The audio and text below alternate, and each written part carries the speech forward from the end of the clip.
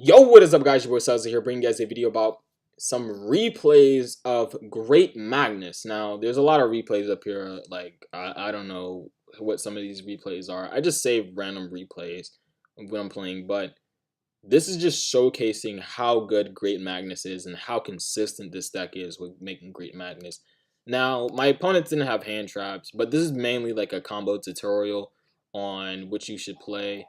So what I'm doing here is I'm going Brilliant Fusion, Trick Clown, just normal stuff, just normal things. So I'm just searching for my Soul Charge because I need Soul Charge. Soul Charge is Wind Charge. If you don't draw a Soul Charge, unless you have a broken hand, you cannot make it.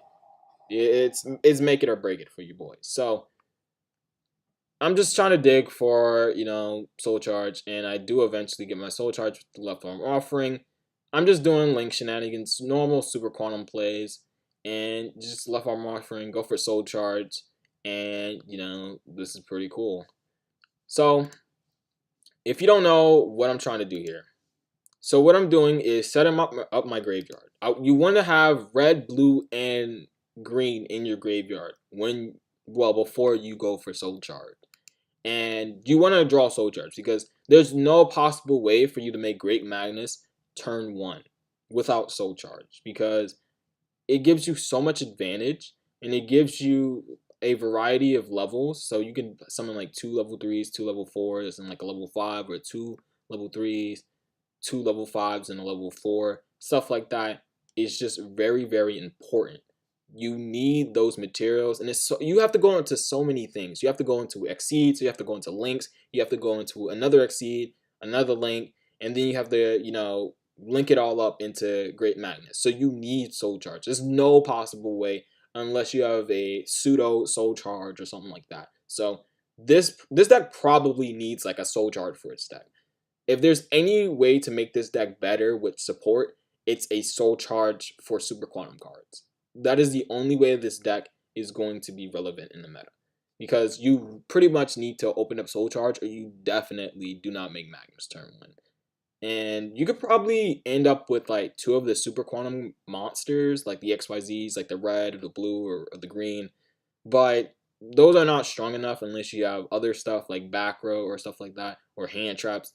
But this is probably the strongest play you can ever do. Making Magnus turn 1 was always the game plan with this deck, and that is always what you want to do. So without yeah, that was just me explaining stuff. But what I'm doing is I'm just gonna make, all these link shenanigans, and then I'm gonna go into Great Magnus with the effect of the field spell, and I'm gonna add a Fog Blade with the Silent Boots. I couldn't set any cards because I had the Left Arm Offering resolved, so I couldn't set anything. That's why I didn't set the Fog Blade. We go on the Boral Sword as well, so Boral Sword plus the Great Magnus equals GG. So the next replay is me playing against, I don't know what else. Zombies. The zombie player had a lot, but I had Brilliant Fusion plus Orpha Scorpio, so even if he had like Ash or something like that, it wouldn't have mattered that much, maybe.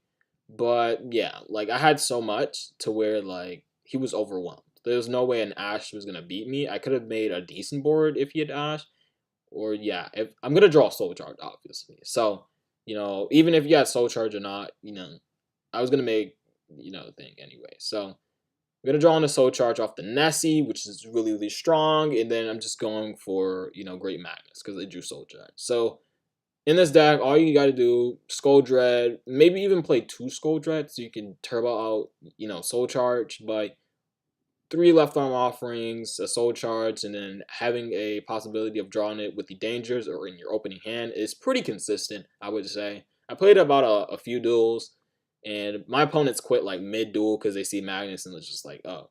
So that's why I didn't save a lot of the replays. But yeah, Soul Charge is very, very important. You're going to see as, the replays go. I only put 3 replays because it's pretty much the same game plan when, you do it the first time. Like, what you're going to be doing after the first time because you're going to be doing the same thing every single time. So what I'm doing is trying to get as much damage as I can as possible, so I can try to kill him, obviously, because I don't want him to run out of materials, as in Great Magnus, because if I run out of materials I just lose, right?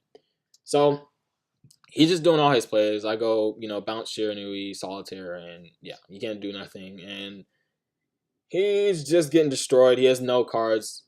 I'm just gaining advantage slowly with a Magnus on board, and yeah, this is pretty much game over. Like, I'm just gonna destroy him with advantage, with strong monsters, get as much damage as I can, bounce his monster, then attack, and then yeah, like he couldn't do nothing. Like, he's gonna draw a card and he's gonna try to play, but there's no way he's beating me. So replay ends there.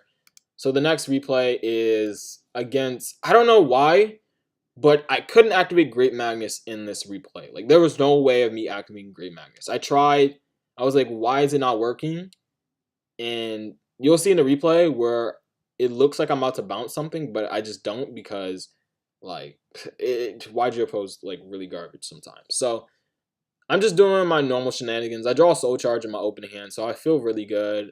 I'm just going to Soul, like, the Skull Dread just to get my monsters to the graveyard and have arrows, so that's really, really good. I summon everything onto the board, and yeah, this is just like Magnus. Like, this is insane.